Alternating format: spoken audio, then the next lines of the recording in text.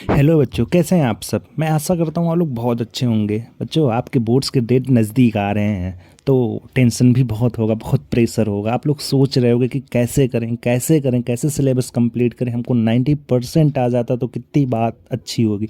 बहुत लोग तो 75% भी एक्सपेक्ट कर रहे हैं, इतना ही आ जाए तो बहुत अच्छी बात है। तो बच्चों, आप लोग उससे भी अच्छा गेन कर सकते हो।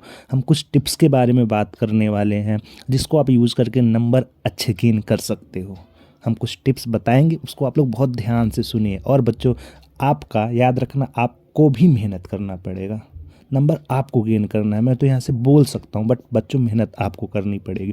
तो बच्चों, पहला स्टेप होता है ना प्लानिंग। बच्चों याद रखना, प्लानिंग बहुत ज़रूरी होती है। चाहे वो एग्ज़ाम हो, चाहे कोई कम्पिटिटिव एग्ज़ाम हो, चाहे बोर्ड एग्ज़ाम हो, चाहे कुछ भी हो। बच्चों, अगर कार भी लेना होता है ना, बिना प्लानिंग के हम कुछ भी नहीं कर सकते। तो प्लानिंग बच्चों बहुत इंपॉर्टेंट है। आप लोग बोर्ड के नंबर ऑफ डेज काउंट कर लीजिए कितने बचे हुए हैं, और टॉपिक्स को काउंट कर लीजिए। उसको आराम से आप लोग सॉर्ट आउट करके एक प्लान बनाइए, बहुत स्मूथ प्लान। बच्चों, नंबर ऑफ डेज से आप लोग घबराइए मत।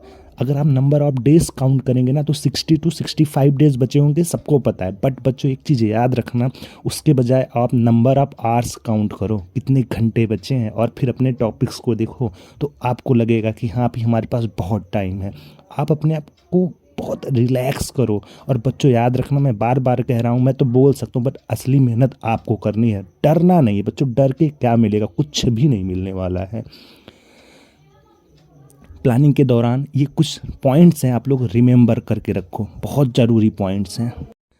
बच्चों, अब आपको ना केवल 2 सब्जेक्ट पे टिके नहीं रहना है, आपको सब सब्जेक्ट को इक्वल टाइम देना पड़ेगा। याद रखना, प्लान कुछ ऐसा होना चाहिए। सेकंड बच्चों, आप केवल पढ़ाई पे ही मत फोकस करो, कुछ टाइम निकाल के आप अपना मूड भी शांत कर सकते हो। थर्ड बच्चों, आप 40 मिनट से ज़्यादा स्टडी मत करो बैठ के, और अपने नोट्स को रिवाइज करते रहो करते रहो।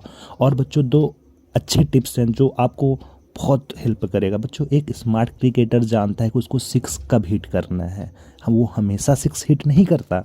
तो बच्चों याद रखना, आपको भी वही काम करना है। ठीक है, आपको कब रिवाइज करना है, कब कौन से, वो तो आप लोग डिसाइड कर सकते हो ना यार, कि हमें कब कौन सा सब्जेक्ट पढ़ना है, कब रिवाइज करना है। बच्चों, पहला फोकस एनसीईआरटीज़ होना चाहिए। अदर बुक्स में ना आपको कंफ्यूज कर सकता है, बट बच्चों आप एनसीईआरटीज़ पे फोकस करो और अपने सिलेबस को रिवाइज करते रहो। अब चलते हैं बच्चों, हम प्रेशर से कैसे डील करें।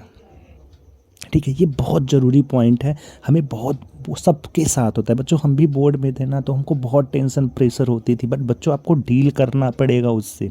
अभी हार के बैठ जाओगे ना तो आपको नंबर नहीं मिलने वाले हैं।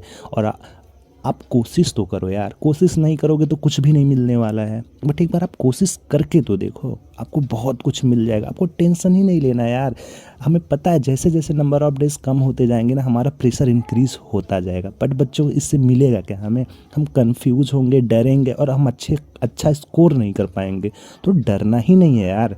और टाइम कम हो रहा है ना, आप टाइम बचाइए ना। आप अपने टाइम को बहुत सेविंग अच्छे से करो। क्या मतलब है, क्या यूट्यूब, व्हाट्सएप, फेसबुक, इंस्टाग्राम पे लगे रहते हो। 2 महीना नहीं चलाओगे ना तो वो कहीं चला नहीं जाएगा। बट बच्चों, 2 महीने अगर आप लोग पढ़ोगे नहीं ना तो वो बहुत इफेक्ट कर देगा आपको। हटा दो इन सबको, पढ़ाई करो, बल्कि गाने सुन लिया करो यार। क्या मतलब है किसी चीज़ में लगे हो, वो काम करो जिससे आपको फ़ायदा होगा। और हमेशा पढ़ना नहीं है, मैं बार बार कह रहा हूँ, पढ़ना नहीं है बच्चों। अब ये तो हो गई बोर्ड से पहले की। बच्चों, बोर्ड के टाइम पे जब आपका बोर्ड स्टार्ट हो जाए ना, तो आपको कुछ टॉपिक्स पे बहुत ध्यान देना पड़ेगा, बहुत ध्यान। बच्चों, हमें स्मार्टली काम करना है, डरना नहीं है। अरे नंबर ऑफ डेज कम बचे ना, बचे रहने दो यार, हम अच्छे से उसका यूज़ करेंगे। बच्चों, कुछ बोर्ड्स के टाइम पे ना आपको कुछ सावधानियां रखनी पड़ेंगी, नहीं तो आप अच्छा स्कोर नहीं कर पाओगे। ठीक है, उसके बारे में हम बात करेंगे। बट बच्चों, याद रखना, ये 3 चीज़ें अभी तो और है, बट ये फर्स्ट 3 जो 3 चीज़ें हैं ना, बहुत इंपॉर्टेंट है। पहला बच्चों, 50 जो आपको 15 मिनट पहले मिलता है ना, उसको बहुत वाइजली आप उसको क्वेश्चन पेपर को अच्छे से रीड कर लो और प्लान कर लो कि मैं ऐसे ऐसे इसको अब अटेम्प्ट करने वाला हूँ। क्वेश्चन को बहुत केयरफुली रीड करना। और बच्चों, एक ही क्वेश्चन पे टिके नहीं रहना है। अगर आपको नहीं आ रहा है, अगर वो आपका टाइम ख़राब कर रहा है, उस क्वेश्चन को छोड़ के आगे बढ़ जाओ। हो सकता है इसके चक्कर में आपका आता हुआ क्वेश्चन छूट जाए। सेकंड बच्चों, स्पीड आपको बहुत ज़रूरी है। बोर्ड्स में ना बहुत बच्चों के कुछ क्वेश्चन अटेम्प्ट करने में टाइम निकल जाता है ना, तो लास्ट के कुछ क्वेश्चन छूट जाते हैं, और लास्ट के क्वेश्चन बच्चों ज़्यादा नंबर्स के होते हैं। तो स्पीड और एक्यूरेसी दोनों पे ध्यान रखना है। हैंड राइटिंग बहुत साफ रखनी है। ख़राब है ना, स्पेसिंग करके लिखो यार, क्या ज़रूरी है, पास पास लिखो। और टाइम बहुत ज़रूरी है, टाइम को आपको देखना ही पड़ेगा, ठीक है। अपनी आंखें घड़ी पे लगा के रखो। और बच्चों याद रखना, एमसीक्यू के बारे में आप तैयारी कर लो यार। 1 नंबर वाली जो भी है ना, कोई भी एक रेफरेंस बुक ले लो, अरे इंटरनेट पे चले जाओ यार, हो जाएगा। सैम्पल पेपर तो हम लोग सॉल्व कराएंगे। 8, याद रखना, इजी लैंग्वेज का यूज़ करना आंसर लिखने में। ऐसा नहीं है कि आप टीचर को पटाने के चक्कर में लिखने लगो अच्छे अच्छे शब्द यूज़ करके और आपका आंसर ख़राब हो जाए। सिंपल वर्ड लिखो बट अच्छे से लिखो। और लास्ट में सबमिट करने से पहले एक बार अपने सारी कॉपीज़ को आराम से देख लो। याद रखना बच्चों, ठीक है। इन सब को यूज़ करके आप अच्छे से अच्छा नंबर गेन कर सकते हो। मैं 100% तो नहीं कहूँगा, बट बच्चों आप 90% एंड अबव गेन कर पाओगे। और बच्चों याद रखना, डरना नहीं है यार। आप लोग बहादुर हो यार, अभी 10th 12th में हो, डर के भी क्या मिलेगा, ठीक है। आपको बहुत बड़ा, आपको बहुत महान, आप इसको एक युद्ध की तरह देखो और आपको जीतना है इसे।